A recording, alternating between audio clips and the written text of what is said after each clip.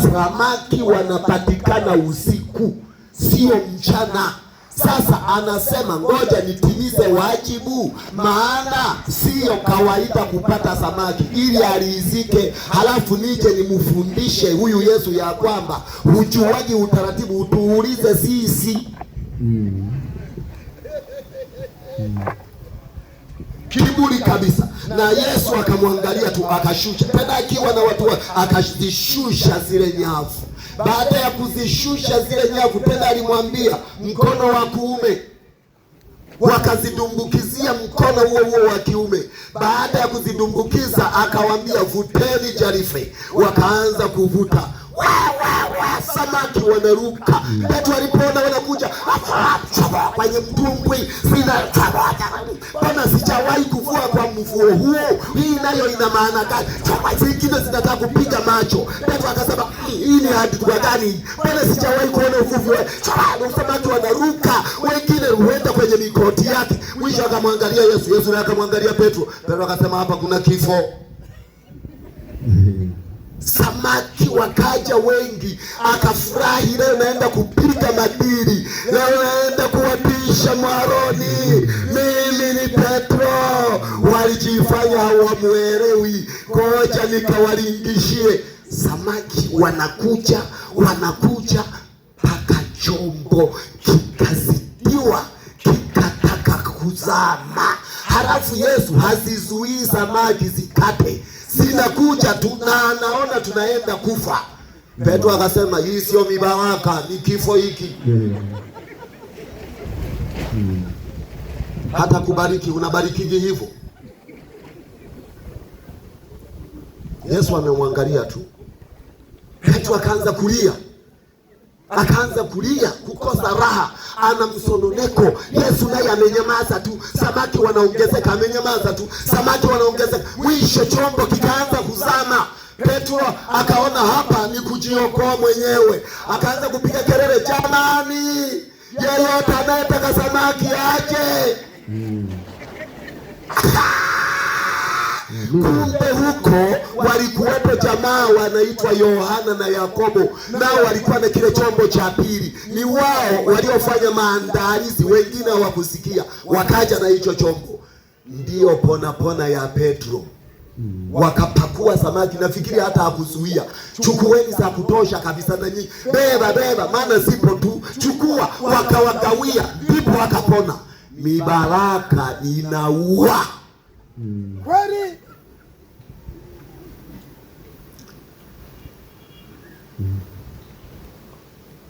Mibaraka inaua.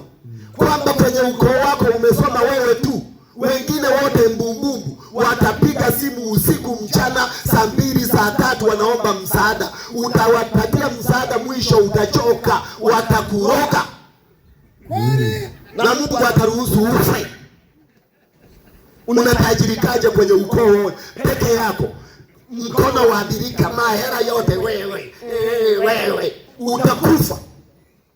Mibaraka inaua. Kwenye ukoo umesoma peke yako, wengine wote wanani huwasomeshi, unaogopa nitafilisika. Somesha aliye tayari, ambaye naye ameandaa chombo chake. Petro hakugawa samaki bure, aliwagawia walioandaa chombo. Unapotoa mibaraka, angalia huyu ninayempa atazifikisha. Shika mkono jirani yako, mwambie unaisikia hiyo? Kwenye mahubiri kila Sabato ni wewe tu, mahubiri yote ni wewe tu, kwenye makambi unapangwa wewe tu, utakufa. Hata wachungaji ukipangwa mahubiri kila wakati wewe tu, maduze wewe tu, ndara wewe, utakufa. Hawa wanadamu hawa wamefundishwa upendo, watakupita wali kuku zitakuua. Gawana na wenzako. Wakati mwingine unasema mimi hapana, ili kambi nibadilishe, nina kama redia ili na wengine wakare mufe wengi. Haleluya! Mibaraka inaua. Gawana na wenzako. Hiyo ndio kauli ya Yesu ajaye haraka. Anapokugawia, toa. Amina. Mwili wako una matundu mangapi? Si la kuingizia na la kutolea. Kwa hiyo hujifunzi mpaka hapo, unataka uingize tu, kutoa utaki.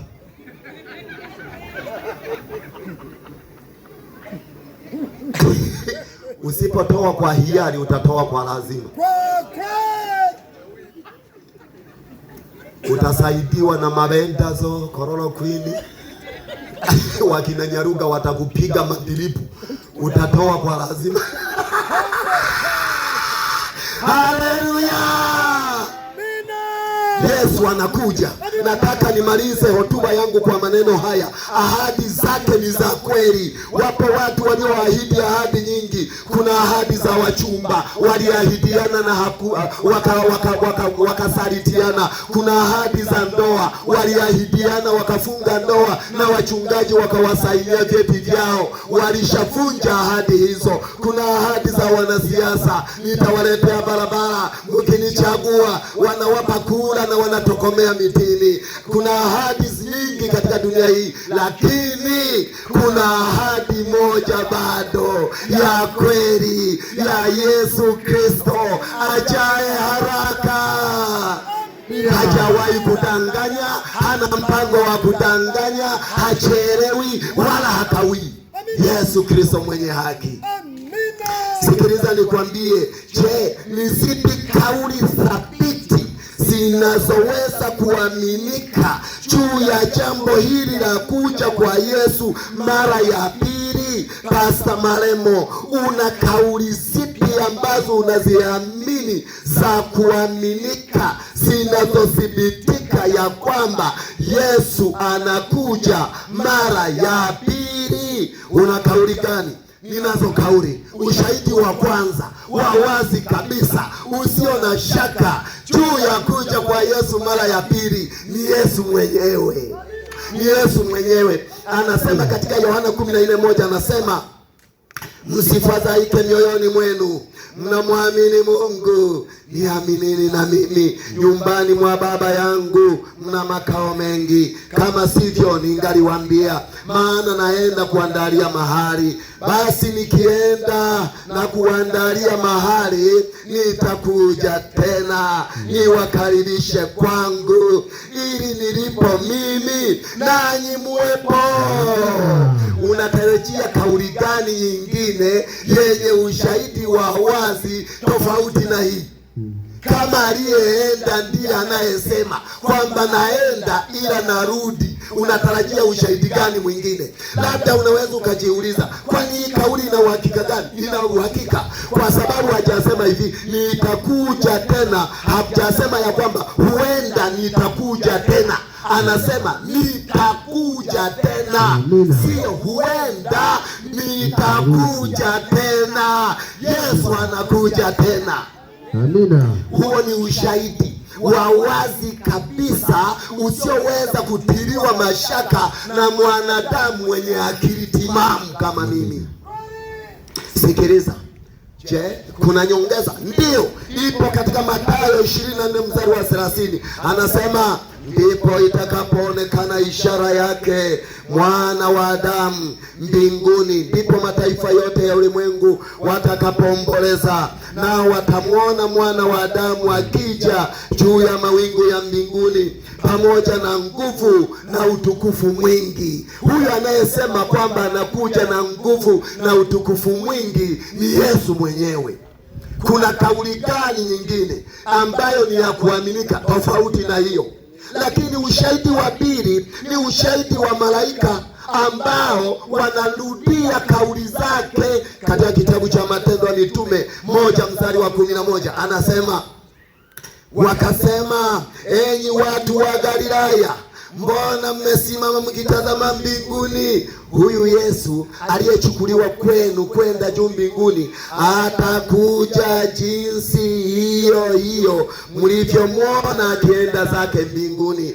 Atakuja kwa jinsi hiyo hiyo. Maana yake ni nini? Wanafunzi walikuwa kaa wamekodoa juu. Malaika wakashuka wakawambia, huyu aliyechukuliwa kwenu atakuja jinsi hiyo hiyo kama mlivyomwona akienda zake juu mbinguni. Kama malaika walithibitisha kila alichokisema Yesu, unahitaji ushahidi mwingine upi wa kweli na wa kuaminika tofauti na huo? Lakini mitume walisema yafuatayo, nao ni ushahidi wao. Ushahidi namba 3, wanasema hivi katika Tesalonike ya kwanza sura ya 4 mstari wa 15. Wathesalonike ya kwanza sura ya 4 mstari wa 15 wanasema, kwa kuwa twawaambieni haya kwa neno la Bwana, kwamba sisi tulio hai tutakaosalia hata wakati wa kuja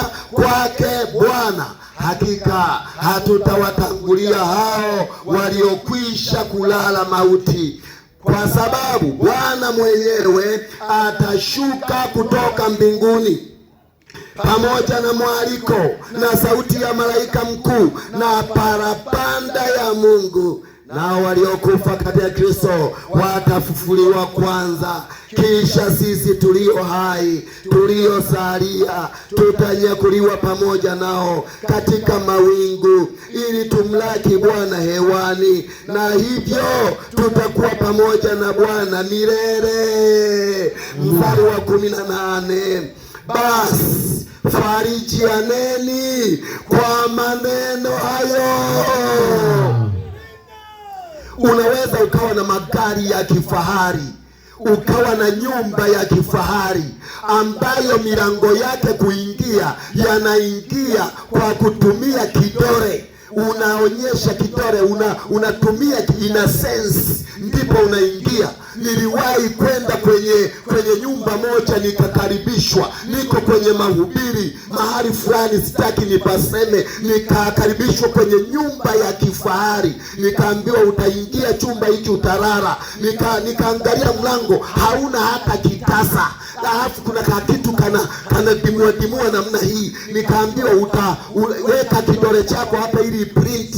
Nikaweka kidole kikasoma, halafu mlango ukafunguka. Nikaambiwa utakuwa unakuja unaweka kidole chako unaingia chumbani. Huko kuna juice, kuna nyama choma, kuna vyote, juice ya miwa, ya ukwaju, ya nini. Wewe kwanza kwako una nini? Si maji ya chai tu, tena maji ya kwenye mto pale unaweka mwa sukari, ndio unatulingishia. Lakini nataka nikuhakikishie ya kwamba Yesu anakuja tena, si mbali. Unaweza ukaa kwenye majengo ya namna hiyo, lakini kifo kinakufuata, kinatokomea mpaka hapo. Jamaa mmoja alikuwa anahubiri katika mji wa Marekani, akaenda anatawanya machapisho, akaenda nyumba kwa nyumba, akafika kwenye ghorofa moja. Alipofika pale akagonga kengele. Kule wenzetu wana kengele, akabonyeza wakajua tayari kuna mgeni. Baada ya speaker ikazungumza kufinani ving'ola vyao, you are welcome, you are welcome our guest, you are welcome. Nasema okay, I'm here. Katulia.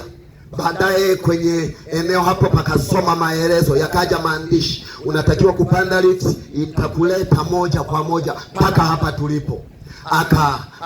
Akafuata maelekezo, akapanda lift, ikambeba, ikampeleka mpaka ghorofa ya 5. Alipofika pale akavikuta vitoto na mama wa familia amekaa hapo. Alipoangalia hivi viyoyozi vizuri, mahali pana baridi safi, akasema kuna watu duniani wanaokula maisha.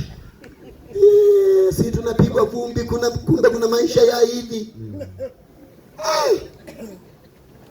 Akaambiwa na katoto, karibu mgeni, tukusaidie nini? Akasema, nawaletea habari za Yesu, ya kwamba tunaenda mbinguni. Ameenda kutuandalia mahali pazuri, kutoka huko atakuja ili atuchukue kwake. Katoto kamoja kakadakia, mama ametulia tu. Huko mbinguni ni pazuri kama hapa? Ungekuwa wewe unakajibuje? Na huko kwao useme pabaya ufukuzwe. Namshukuru yule mwinjilisti. Wainjilisti Mungu awabariki sana. Mungu anawapa maneno ya kufanya, ya kusema. Yule mwinjilisti akasema hapana, mbinguni panaweza pasiwe pazuri kama hapa. Hapa nafikiri ni pazuri zaidi. Mtoto mwingine akauliza tena, kama hapa ni pazuri, kwa nini usiende mbinguni kuwaalika walioko huko waje hapa? Mwinjilisti yule akasema, kwa kweli kuna uwezekano huo, endapo unaweza ukanijibu swali hili, je, hapa mnakufa? Mtoto akasema, hata juzi tumefika babu. Akasema, huko hawafi. Unaona tubadilishe wapi? Tuambie wa huko waja kwenye mauti hapa, au tuhame nyinyi, ijapo ni pazuri ila mnakufa, muhamie wasikokufa. Amina. Haleluya. Yesu anakuja. Yesu anakuja. Lakini huo ndio ushahidi wa kutosha kabisa wa kwamba Yesu anakuja. Petro anasema katika Petro ya pili 3:9, Bwana hakawii kuitimiza haki yake kama wengine wanavyodhani kukawia, bali huvumilia kwenu, yani anavumilia kwetu, maana hapendi mtu yeyote apotee, bali wote wafikirie toba. Lakini siku ya Bwana itakuja kama mwivi. Katika siku hiyo mbingu zitatoweka kwa mshindo mkuu, na viumbe vya asili vitaunguzwa na kufumuliwa, na nchi na kazi zilizomo ndani yake zitateketea. Na nchi na kazi zote zilizomo ndani yake zitateketea. Unajenga nyumba ya self container, itateketea. Unajenga barabara za rami, zitateketea. Unajenga mavitu yenye thamani kubwa, yatateketea. Unatutimulia vumbi na maviete yenu, yatateketea. Hoja yangu, usividharau hivyo, vinunue, lakini ukiwa na tumaini la kuja kwa Yesu mara ya pili. Haleluya. Zitafumuliwa ndani yake. Biblia inasema kwa maneno haya, basi kwa kuwa vitu hivi vyote vitafumuliwa hivyo. Hebu sikia maneno ya Petro. Basi kwa kuwa vitu hivi vyote, bahati nzuri hakuacha hata kimoja, vyote vitafumuliwa hivyo, imewapasa ninyi kuwa watu wa tabia gani? Katika mwenendo mtakatifu na utauwa. Basi kwa kuwa vitu vinafumuliwa kiasi hicho, na tuna uhakika wa mambo hayo, inatupasa tuwe watu wa tabia gani? Katika utakatifu na utauwa. Hiyo ndiyo bidhaa adimu inayotafutwa kwenye kambi hili, na ninakupendekezea uwe wewe. Kwa nini tuna hakika kabisa kuwa Yesu anakuja? Kwa nini tuna hakika kabisa kwamba Yesu anakuja? Tuna hakika kutokana na mambo makuu manne. Haya mambo manne yanatuthibitishia ya kwamba Yesu anakuja tena. Ichapo hata huko juu tumeona, ikiwa Yesu alisema, malaika wakasema, mitume wakasema, tuna uhakika. Ila haya manne yanaongezea nguvu kwenye kuamini kwamba Yesu anakuja tena. Namba moja, aliahidi atazaliwa, akazaliwa na bikira kama alivyoeleza. Aliahidi atateswa na kutemewa mate, kusurubiwa, ikawa hivyo na yote yakatendeka. Aliahidi kabisa ya kwamba atazaliwa Bethlehemu, akazaliwa huko. Aliahidi atakufa na kufufuka siku ya tatu, alifanya hivyo. Ikiwa una mtu ambaye aliwahi kusema na ikawa mara kadhaa, unashindwaje kumwamini kwa wakati huu? Hebu ngoja tuangalie hoja ikiwa ahadi zote alizozisema Agano la Kale zilitimia zote Agano Jipya, je, kwa nini asiaminiwe kwa kauli yake ya kuja mara ya pili? Ikiwa, sikiliza nikwambie rafiki yangu, ikiwa una rafiki yako aliwahi kukuambia nitakutembelea, akakutembelea, akasema nitakuazima pesa, akakuazima, akasema nitakununulia kitu cha thamani, akakununulia, akasema nitakulipia gharama za matibabu, akakulipia, akasema nitakulipia karo za shule, akakulipia, je, akisema nitakuja tena kwako mwezi ujao, na akasema sijui tarehe na mwezi, je, hapaswi kuaminiwa? Haleluya! Hapaswi kuaminiwa. Alishawahi kukufanyia mara kadhaa. Sasa kauli hii ya leo inakushindaje kuiamini? Yesu anakuja tena. Yesu anakuja tena. Katika kitabu cha Warumi sura ya 13 mstari wa 11 anasema, naam, tukijua wakati kwamba saa ya kuamka katika usingizi imekwisha kuwadia, kwa maana sasa wokovu wetu karibu nasi kuliko tulipoanza kuamini. Usiku umeendelea sana, mchana umekaribia. Basi na tuyavue matendo ya giza na kuzivaa silaha za nuru, kama ilivyo usiku na mchana, na tuenende kwa adabu, si kwa urafi na ulevi, si kwa ufisadi na uasherati, si kwa ugomvi na wivu, bali mvaeni Bwana Yesu Kristo, wala msiuangalie mwili hata kuwasha tamaa zake. Angalia maneno yanavyofuatana, si kwa ulafi na ulevi. Neno linalomaliziwa ndio linalosababisha kilichoanzia. Sijui kama umeelewa. Hebu ngoja nirudie tena. Anasema si kwa urafi na ulevi. Maana yake hili la mwisho linaelekeza lile la kwanza, kwamba hili la mwisho lilisababishwa na la kwanza. Angalia, si kwa urafi na ulevi. Ukiwa mlevi utakula vibaya. Haleluya! Lakini anaendelea anasema tena kwamba si kwa ufisadi na uasherati. Maana yake ukiwa mwasherati utakuwa fisadi. Maana yake ni kwamba huwezi kuwa fisadi kama sio mwasherati. Lazima uwe maraya mkono, itapelekea kupunja familia ili ukahonge. Tabia hiyo anaisema inatupasa tuiache, wale tunaomsubiri Yesu kuja mara ya pili. Lakini jambo lingine analolisema hapa, si kwa ugomvi na wivu. Maana yake huwezi kupigana kama una wivu na mwenzako. Lazima uondoe wivu ili kuepuka ugomvi. Bwana Yesu asifiwe. Lakini anaenda anasema tufanye nini sasa? Bali muvaeni Bwana Yesu Kristo, wala msiuangalie mwili hata kuwasha tamaa zake. Katika maneno hayo tunaweza tukajaribu kuangalia, hata hivyo, kwani kauli kuu ya Biblia ni ipi?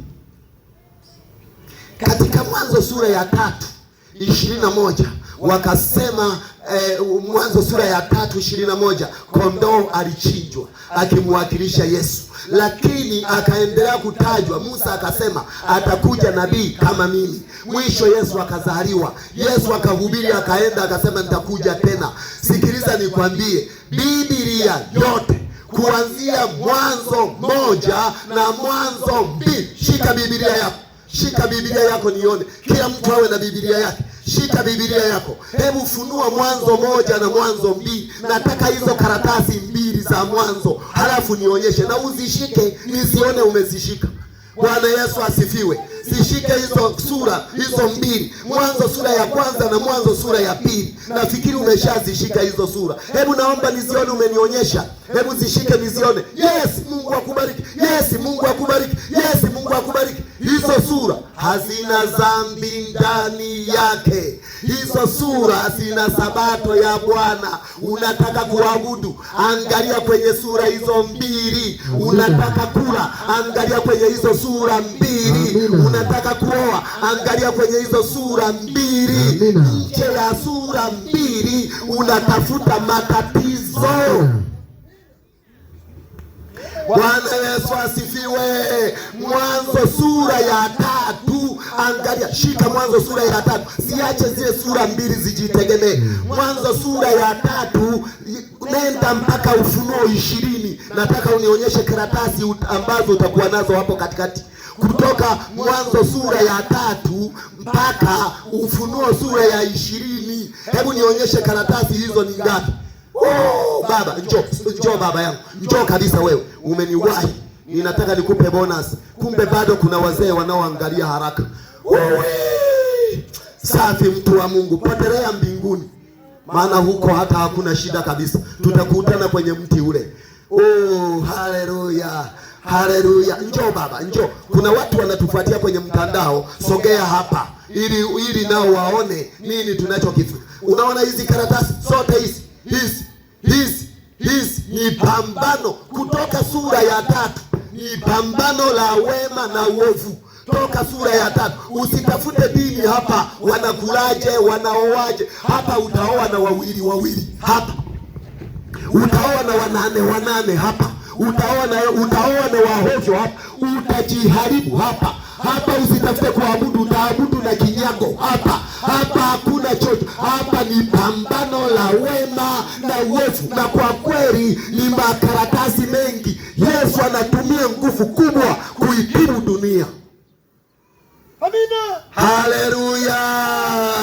Haleluya. Ila ukifika kwenye Ufunuo 21 na 22, nazo ni sura mbili tu. Kwa maana ya karatasi mbili, yawezekana ikawa moja kulingana na ukubwa wa karatasi, lakini ni sura mbili tu. Hakuna dhambi ndani yake.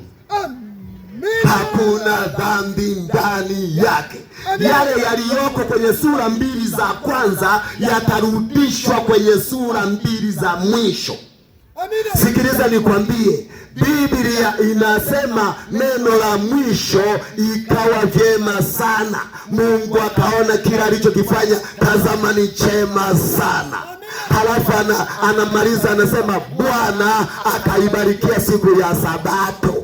Lakini katika sura ya 22 ya kitabu cha Ufunuo, Biblia inafunikwa. Ninaomba ufike kwenye sura ya 2 ya 22 ya kitabu cha Ufunuo. Hapo ndipo Biblia tunaifunga ili isisomwe tena. Kwa nini? Kwa maana hakuna fungu lingine la kusoma baada ya fungu hilo. Nipungie mkono wa shida. Sikiliza nikwambie, ni Ufunuo 22 mstari wa 21. Ni mafungu mawili, 22 mstari wa 20 na 21. Hebu tusome, nianze kusoma. Anasema, yeye mwenye kuyashuhudia haya asema. Nani anayashuhudia hayo? Ni Yesu Kristo mwenye haki. Ni shuhuda wa kwanza wa matendo yake. Anasema maneno haya, naomba kuyasoma. Anasema maneno haya ya kwamba yeye mwenye kuyashuhudia haya asema, naam, naja upesi.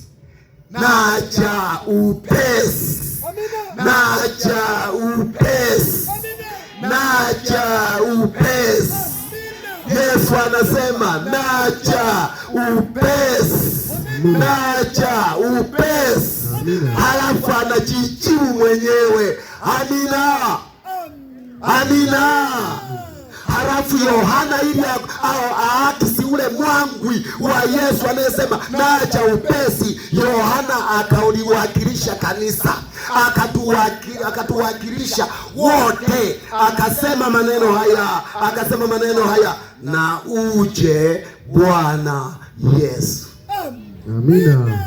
Hakuna kauli nyingine ya Biblia iliyofunga mgogoro na pambano la wema na uovu tofauti na kauli hiyo. Yesu anasema naja upesi. Yohana akisema kwa niaba ya kanisa anasema na uje Bwana Yesu. Halafu akafunga Yohana kwa kusema tunaokolewaje? Anasema neema ya Bwana Yesu na iwe pamoja nanyi nyote. Amina. Paka moyo ni safi, siwezi kuyafaa mambo mazuri ya simama mtu wa Mungu, mambo mazuri ya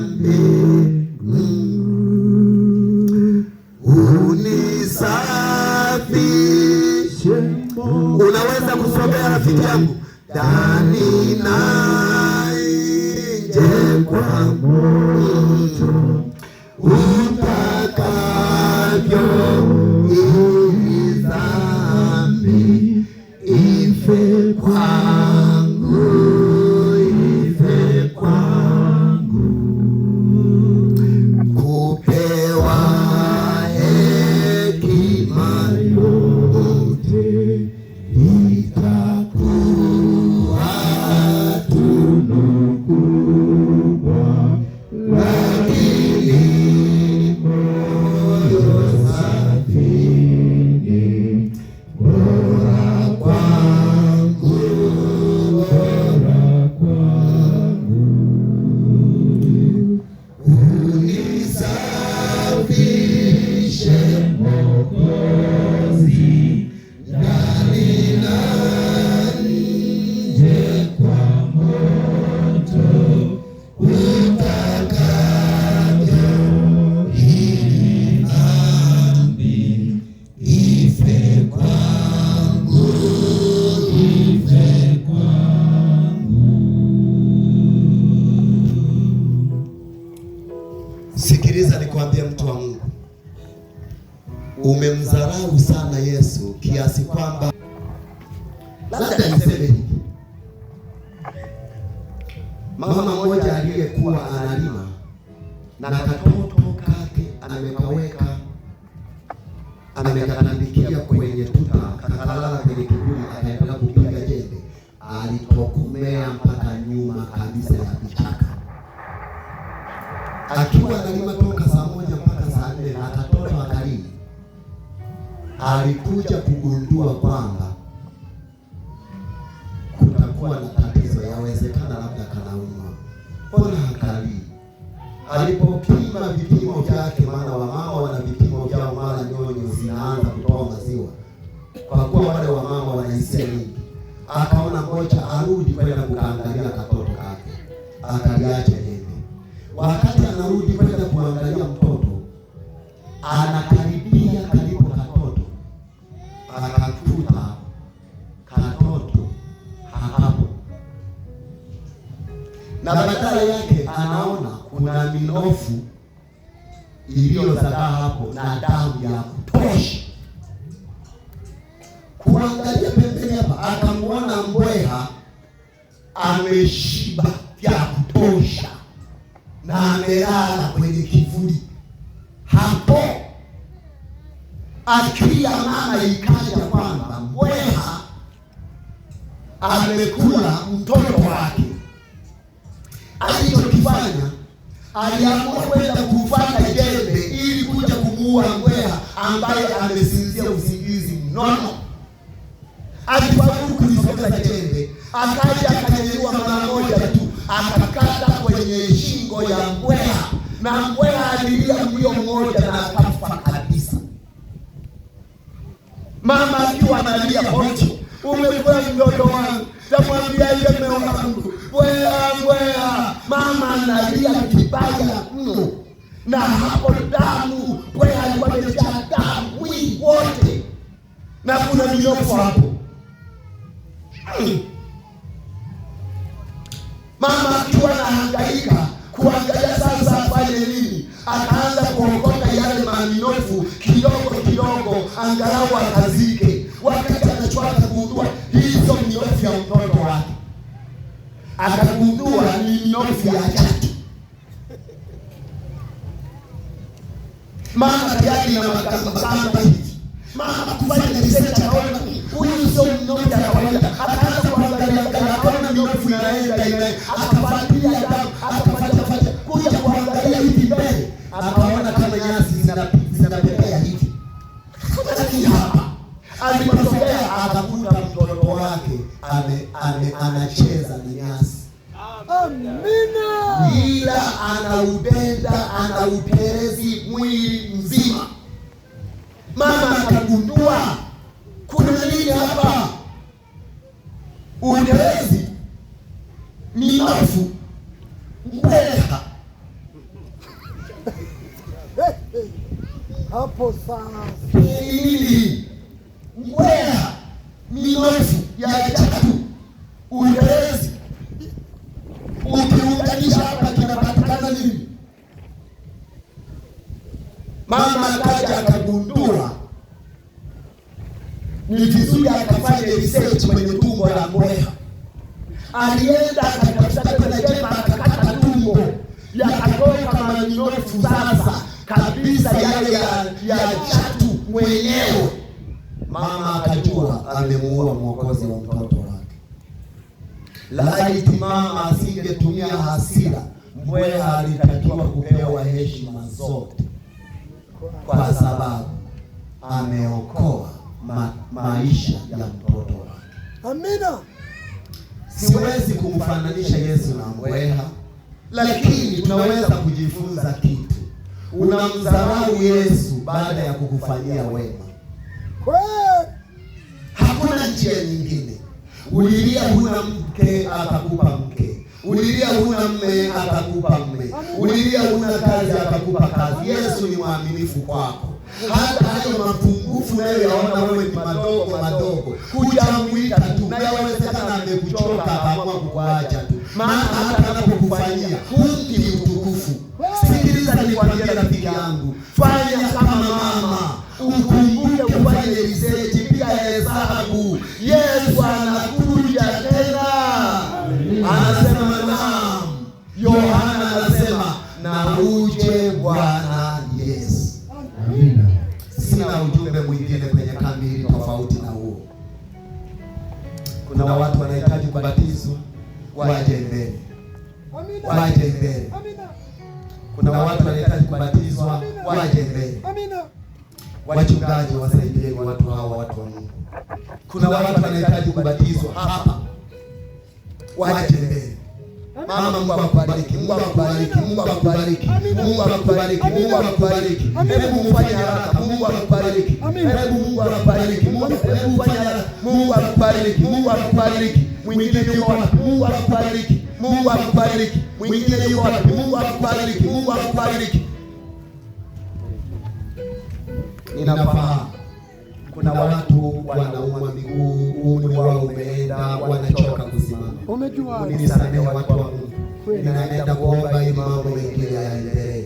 Lakini kama bado uko mahali fulani na unahitaji kubatizwa, toa maisha yako. Nataka nimalize kwa kusema hivi. Yesu anafunga kitabu chake Biblia kwa maneno haya ya kwamba anakuja upesi. Halafu Yohana akasema na uje Bwana Yesu. Neema ya Bwana wetu Yesu Kristo iwe nanyi ninyi nyote. Kambi la Ndala, nendeni kwa matumaini, kama vile kwaya ya Yerusalemu ilivyosema, anakuja jiwe kuja kuvunja falme za dunia hii. Amina. Yesu anakuja tena. Amina. Bwana wetu Yesu Kristo, utukufu na heshima na mamlaka na nguvu sina wewe Mungu wetu. Neno lako tumelifunua katika viwanja hivi na wote wamesikia. Ikiwa kuna yule ambaye bado ana changamoto ya kuto kukuelewa vizuri, tumia nguvu zako sasa kumsaidia, kwa sababu uwezo wangu wa kuongea nafikiri umeishia hapo. Hata muda niliopewa na watumishi wako nao umeishia hapo. hata wenzangu ambao ningefikiri labda wao wangekuja kusema zaidi kwa uzuri kuliko mimi. Tumefungiwa muda wetu umetuishia pamoja nao. Itoshe kusema Bwana, wahurumie na uwabadilishe na uwasaidie wanao. Neno hili tulilolimwaga hapa likawe mbegu njema katika maisha yao. Kwa Yesu Kristo, na upendo wa Mungu Baba ukawe pamoja nasi, na ushirika wa Roho Mtakatifu ukawaimarisha watu wako, ili wadumu kukusubiri Yesu jaye haraka sana, sasa na hata milele, ukiwabariki wanaenda kubatizwa kwa jina la Yesu. Amen. Mungu awabariki sana. Karibu Pastor Fe.